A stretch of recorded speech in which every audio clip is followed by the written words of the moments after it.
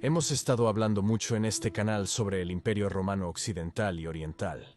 Así que básicamente el Imperio Romano después de la división final en una mitad, oriental y occidental después del 395 después de Cristo. Pero aún no hemos comparado estos dos imperios en cuanto a algunas estadísticas importantes. ¿Cuál de esos dos imperios romanos era más poderoso? ¿Cuál tenía un ejército más fuerte? ¿Cuál era más grande? ¿Cuál tenía una población más alta? ¿Cuál de esos tenía las provincias más ricas, las ciudades más impresionantes y la mejor geografía? Así que finalmente es hora de dejar que el Imperio Romano Oriental y el Occidental luchen entre sí.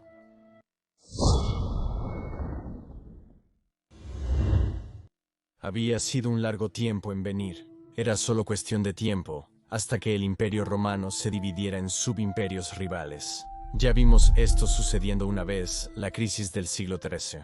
De hecho, muchos olvidan que el Imperio Romano ya se había dividido en tres imperios por un corto tiempo.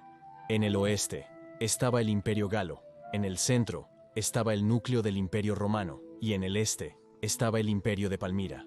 El heroico emperador Aureliano reunió estos imperios con fuerza en los años 270 después de Cristo, pero no mucho después.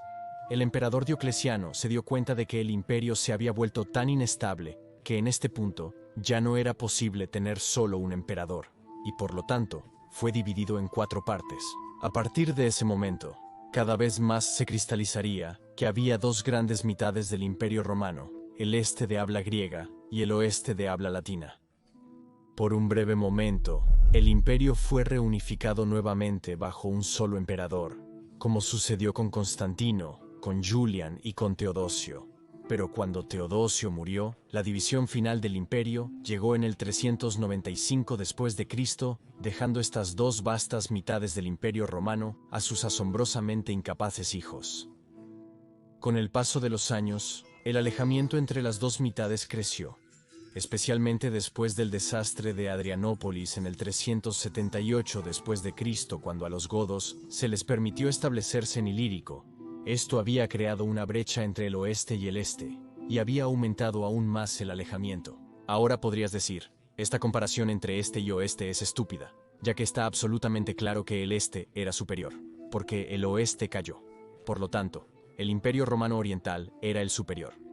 Bueno, por eso estoy haciendo este video, para que podamos ver algunas estadísticas y tal vez esto también nos ayude a entender por qué el oeste cayó antes que el este. Así que vamos a ver algunas estadísticas, y ten en cuenta que estas estadísticas comparan los imperios oriental y occidental en el año de la división, es decir, en el 395 después de Cristo, 1 área de tierra.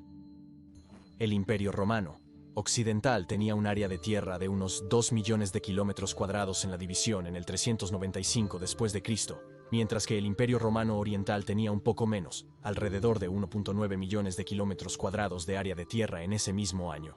Así que en términos de tamaño, ambos imperios eran bastante similares. Comparado con el Imperio Romano en su apogeo, que tenía impresionantes 5 millones de kilómetros cuadrados de área de tierra en el 117 después de Cristo, ambas mitades del imperio eran por lo tanto menos de la mitad del tamaño del Imperio Romano original durante su pico de poder bajo el legendario emperador Trajano. Así que en cuanto al área de tierra, el oeste gana. 2 población. Ahora esto es por supuesto, como puedes imaginar, uno difícil porque obtener números exactos sobre la población del Imperio Romano es mucho más difícil que estimar el tamaño del área de tierra. Sin embargo, hice un video detallado sobre la población del Imperio Romano tardío que puedes ver aquí, y utilicé datos basados en varias estimaciones diferentes encontradas en la literatura.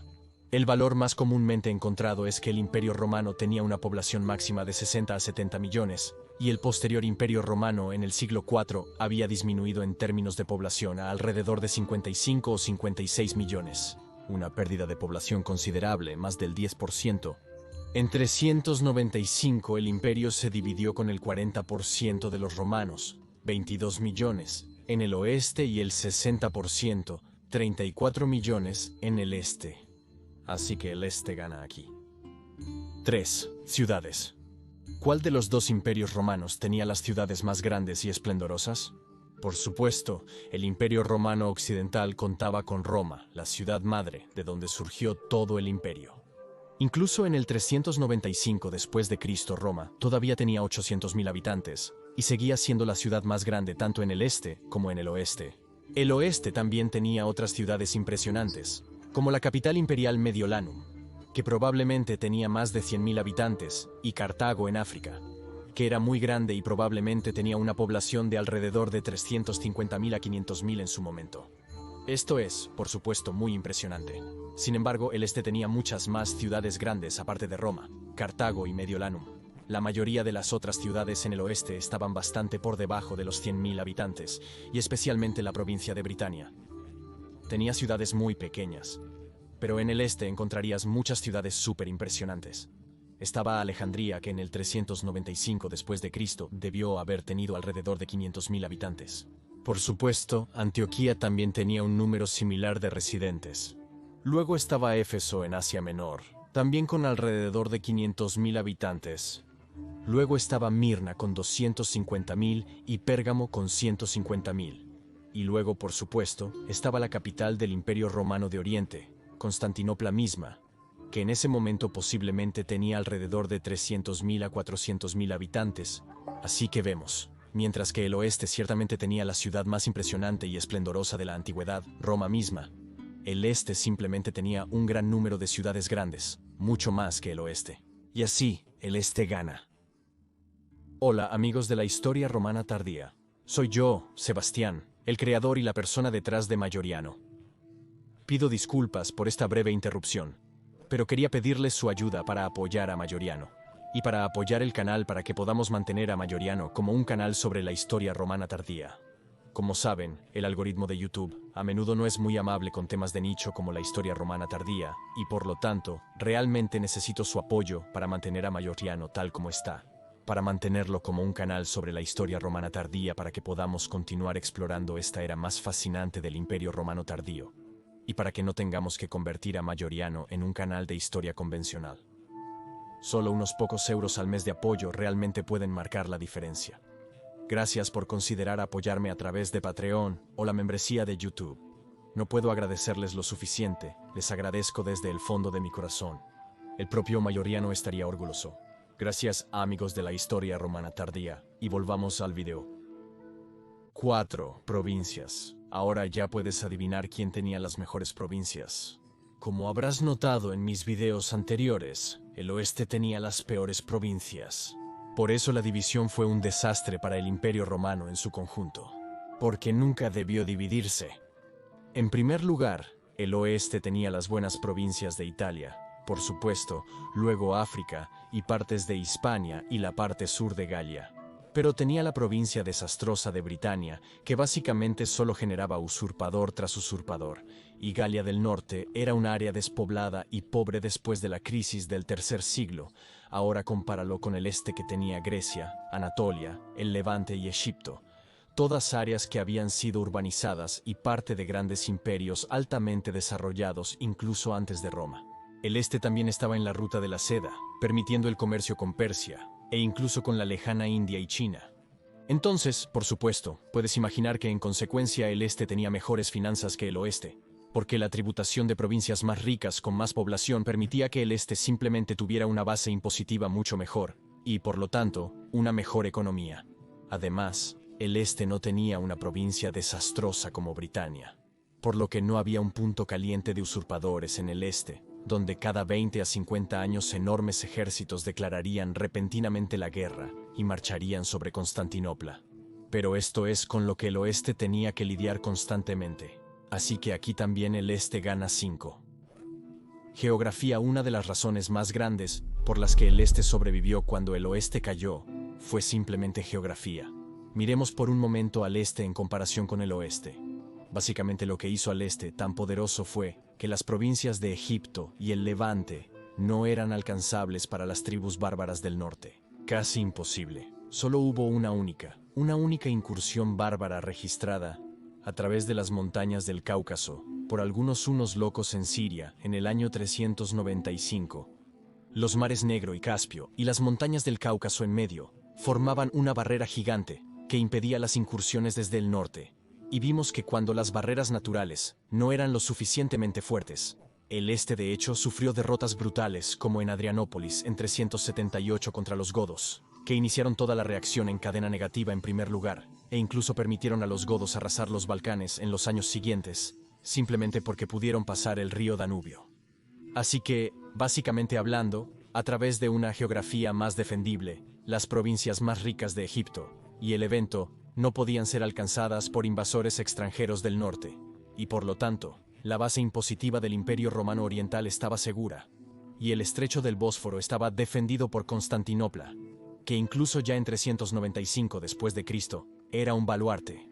Compare eso con el oeste, donde básicamente todas las provincias son bastante fácilmente alcanzables por tierra una vez que la frontera del Lemus ha sido asaltada. Solo África era la única provincia que era difícil de alcanzar. Pero desafortunadamente, el estrecho de Gibraltar permitió a los vándalos cruzar a África en 429, y eso destruyó la mayoría de la base impositiva del Imperio Romano Occidental.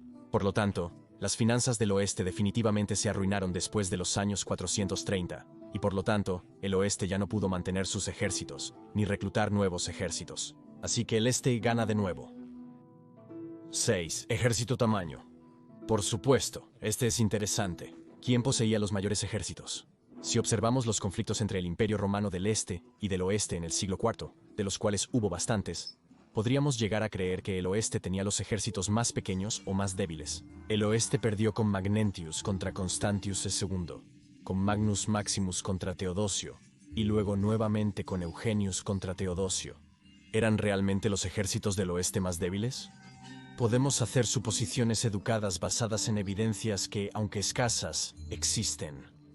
Afortunadamente, tenemos la Notitia Dignitatum que fue escrita alrededor del 420 después de Cristo para el oeste, y a más tardar en el 395 después de Cristo para el este. Este documento único enumera 157 unidades del ejército para el este y 181 para el oeste. Incluyen a los comitatenses, el ejército móvil de élite, y los limitanei, las unidades menos equipadas de defensa fronteriza. Por número de unidades, parece que el oeste gana. El problema es que la noticia no especifica el tamaño de las unidades, pero podemos suponer que eran similares en el este y el oeste.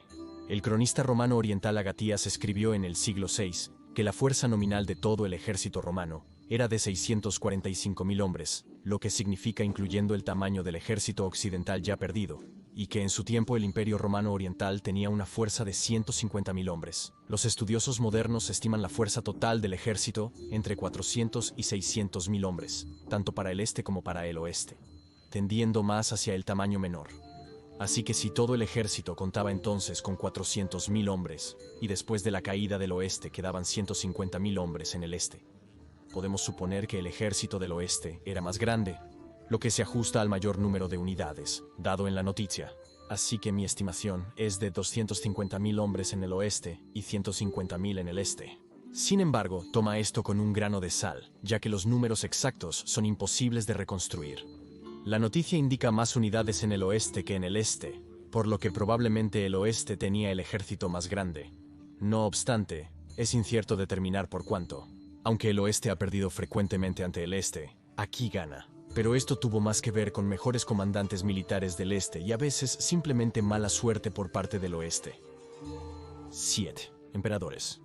Los emperadores del este, desde la división en 395 después de Cristo hasta la caída del oeste, fueron en orden cronológico: Arcadio, Teodosio II, Marciano, Leo I, Zenón, y por un corto tiempo Basilisco, y luego nuevamente Zenón. De todos ellos, diría que Teodosio II, Marciano, Leo y Zenón fueron todos emperadores capaces, siendo Leo mi favorito. En el oeste, entre 395 y 476 después de Cristo, hubo emperadores y contraemperadores o usurpadores: Honorio, Marco, Graciano, Constantino III, Prisco Átalo, Máximo, Jubinus, Sebastianus, Heracliano, Constancio III, Juan, Valentiniano III, Bonifacio, Petronio Máximo, Avito, Mayoriano, Livio Severo, Antemio, Arvando, Romano, Olibrio, Glicerio, Julio Nepote y Rómulo Augusto. Así que tenemos en el mismo lapso de tiempo en el que el este tuvo 6 emperadores incluyendo usurpadores, 24 emperadores incluyendo usurpadores en el oeste.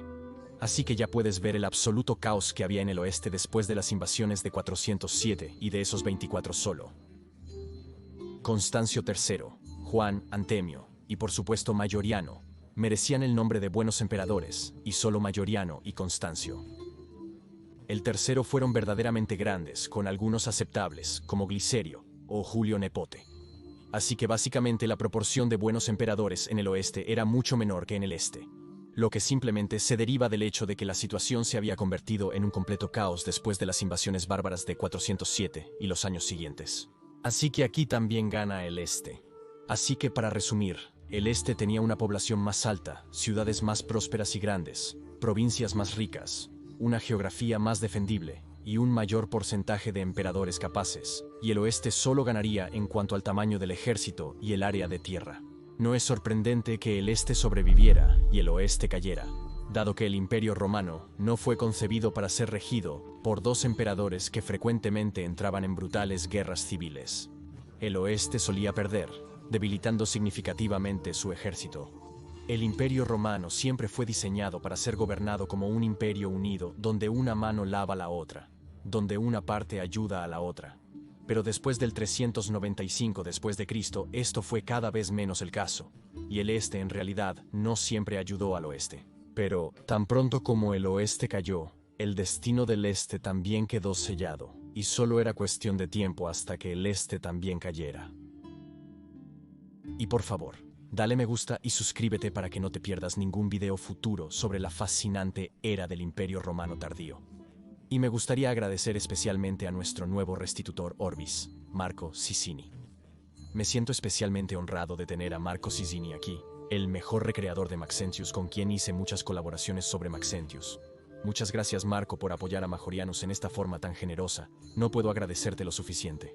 Y me gustaría agradecer a nuestro nuevo seguidor César Anthony Emel. Muchas gracias Anthony Emel por apoyar a Majorianus de una manera tan generosa. Y me gustaría agradecer a todos los que apoyan a Majorianus de cualquier forma. Muchas gracias amigos por apoyarme para que pueda seguir haciendo videos sobre la historia romana tardía. Realmente quiero agradecer a cada uno de los que están apoyando este canal de cualquier forma. Y si quieres aprender más sobre los hijos de Constantino, puedes ver este video en la esquina superior derecha. Pero si quieres aprender más sobre cómo el paganismo fue suprimido por el cristianismo, puedes ver el otro video en la esquina inferior derecha. Doy gracias de nuevo a todos los amigos de la historia romana. Gratias Tibiago y Bene Valete.